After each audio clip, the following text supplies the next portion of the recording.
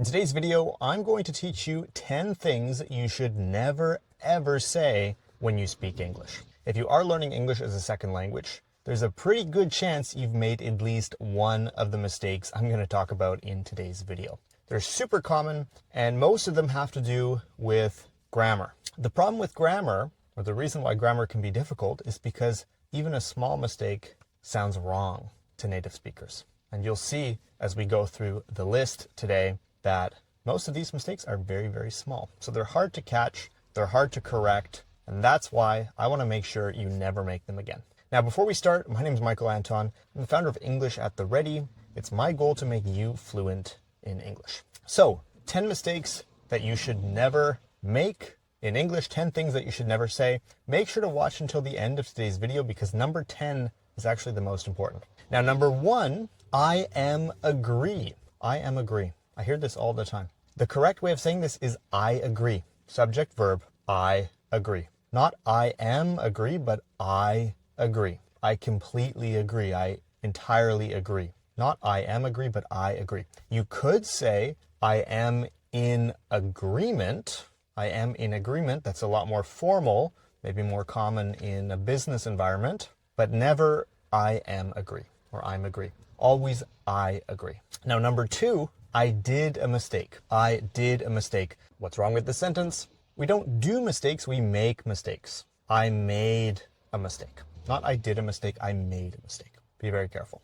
Number 3, he is married with his wife. We're not married with somebody, we're married to somebody. He is married to his wife. Not married with, but married to. You get married to somebody. Number 4, and if you speak French, and I think some other languages as well, but if you speak French, I know especially this can be difficult for French speakers. We never say, I have 28 years or I have 40 years. We don't use the verb to have, we use the verb to be. I am 20, 30, 40 years old. I am 20 years old, 30 years old, 40 years old. We never use have. We don't say I have 25 years, we say I am 25, 30, 40 years old. Mistake number 5, can you borrow me $20? Can you borrow me? This is tricky because borrow could be used in the same conversation, but it's used slightly differently. When you borrow money, you take money from somebody. In this case, when you ask somebody for money, you ask to lend money. Not borrow, but lend. Can you lend me $20? Remember, when you borrow, you take. When you lend, you give. Borrow is take, lend is give. And there's always an expectation that you will return what you take, or the person will return what they took. So, can you lend me $20? Yes, I can lend you $20. You can borrow $20. Now, number 6, I'm waiting you. I'm waiting you. I'm waiting for you. Don't forget the preposition for. I'm waiting for you. We never wait something or somebody. We always wait for it. For example, I'm waiting for the train. I'm waiting for my friend. I'm waiting for the bus. Number 7, if you don't know what something is called, if you don't know the word for it, never say, how is it called?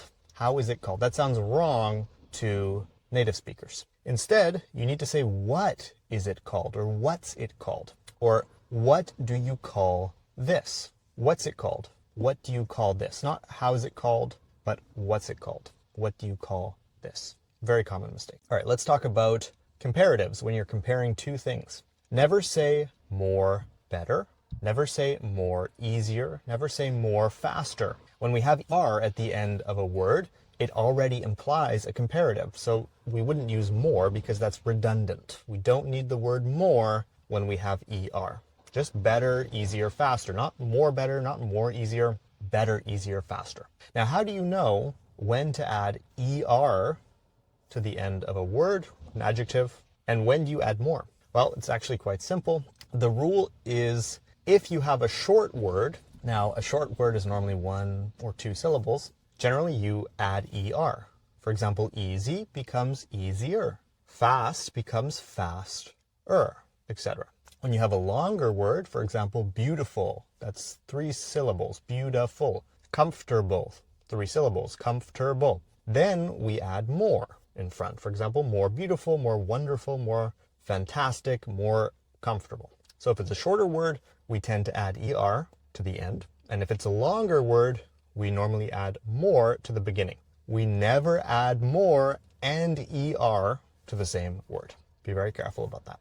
All right, the next mistake on our list is one I hear all the time. I was actually with a friend of mine recently, and he spoke Spanish as his first language, and he told me he was boring. And I looked at him, I said, no, you're not boring. You're entertaining, you're funny. And then he said, oh, I mean, I'm bored.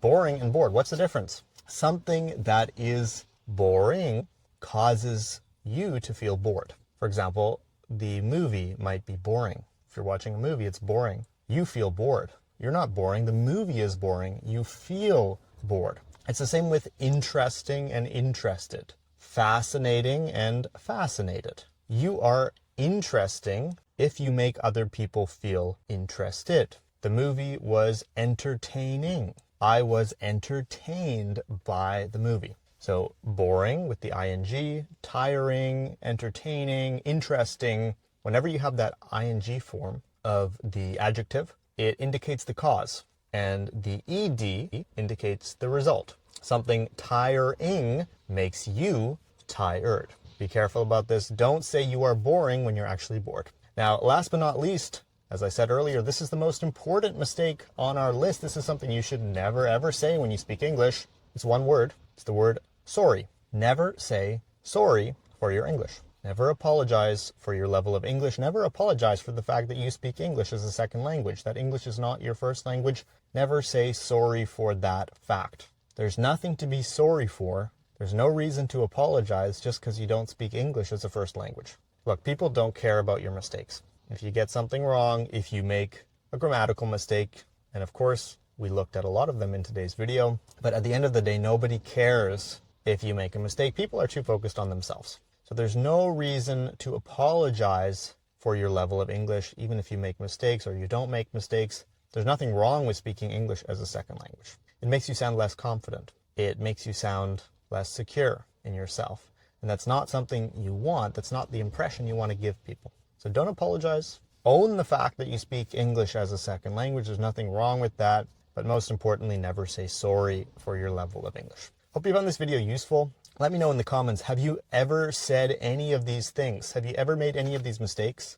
They're very common. You're not alone. Of course, subscribe to English at the Ready here on YouTube. Leave a like if you found this video useful. And if you want to study with me and my team, we have several programs available by application only. You can click the link in the description below to apply. It's our goal to make you fluent in English, to help you improve your speaking, your listening, your vocabulary, your reading, your writing, your business English, pronunciation, all that stuff. So if you are interested in a program which has helped thousands of students improve their English over the last 2 years, click the link to apply. And if we can help you, we'll be in touch. Hope you found this video useful, and I'll see you in the next one.